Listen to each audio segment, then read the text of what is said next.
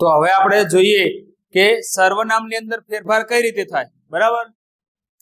તો અહીંયા આપેલું છે કે પ્રથમ પુરુષના સર્વનામો કે જે I, me, my, we, us, our, mine, ours, myself, ourselves વગેરેનું બોલનાર પ્રમાણે કરવાનું તથા બીજા પુરુષના સર્વનામો કે જે યુ, યોર, યોર્સ, યોરસેલ્ફ નું સાંભળનાર પ્રમાણે રૂપાંતર કરવાનું છે, બરાબર? તો આપણે ખાસ યાદ રાખવાનું કે બોલનાર જો પુરુષ હોય, બરાબર, તો કઈ રીતે કરવાનું કે આઈ નું હી કરવાનું, મી નું હિમ કરવાનું, માય નું હિઝ કરવાનું, અને જો બોલનાર સ્ત્રી હોય તો આપણે આઈ નું સી કરવાનું, મી નું હર કરવાનું, માય નું હર કરવાનું, અને જો આ પ્રમાણે હોય કે વી હોય તો વી નું ધે થાય, અસ હોય તો ધેમ કરવાનું, અવર હોય તો ધેર કરવાનું.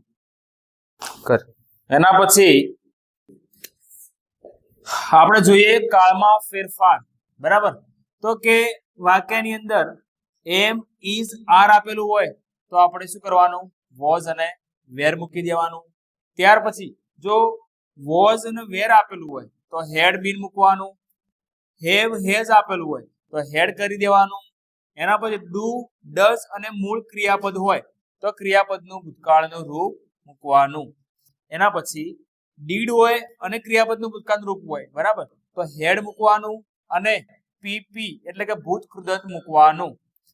ડુ નોટ કે ડઝ નોટ આપેલું હોય, બરાબર, તો આપણે શું કરવાનું? ડીડ નોટ લખવાનું.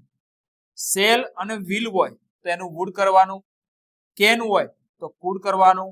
મે હોય તો માઇટ લખવાનું, બરાબર? અને કાળની ભાષામાં જોઈએ આપણે તો અહીંયા આપેલું છે કે સાદો વર્તમાન કાળ હોય તો સાદો ભૂતકાળ કરવાનો. ચાલુ વર્તમાન કાળ હોય તો ચાલુ ભૂતકાળ કરવાનો, બરાબર? પૂર્ણ વર્તમાન કાળ હોય તો પૂર્ણ ભૂતકાળ કરવાનો. સાદો ભૂતકાળ હોય તો પૂર્ણ ભૂતકાળ કરવાનો.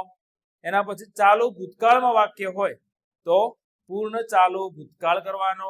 એના પછી પૂર્ણ ભૂતકાળ હોય તો એનું પૂર્ણ ભૂતકાળમાં જ આપણે રાખીશું, બરાબર? એના પછી હવે આપણે સમય દર્શક શબ્દની અંદર ફેરફાર કઈ રીતના થાય, બરાબર?